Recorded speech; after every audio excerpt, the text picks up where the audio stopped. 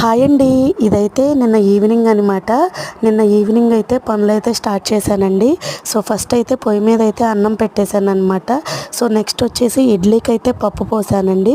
ఇక్కడ ఏంటి అంటే సగం మినుములు సగం మినపగుళ్ళు అయితే పోసేసి అవైతే గ్రైండర్లో వేసేసాను అనమాట. సో 1కి 3 చొప్పున రవ్వ అయితే కొలిచేసుకొని ఇక్కడ రవ్వనైతే నానపెట్టేసుకున్నానండి. సో పిండి రుబ్బుతుంటే పాప వచ్చి ఆ పిండితోటి అయితే రొట్టె వేయమందనమాట, రవ్వ కలపకుండా. సో పిల్లలు అడిగాక వేయకుండా ఉంటామా చెప్పండి. సో పిండి అయితే తీసి కొంచెంగా ఉప్పు కలిపేసి ఇక్కడ రొట్టెలు అయితే వేసేసి పిల్లలకి ఇచ్చేసానండి. ఇది చూసారా చాలా మందంగా వేసానమాట. సో తీసేసరికి అదంత పలచగా వచ్చేసింది.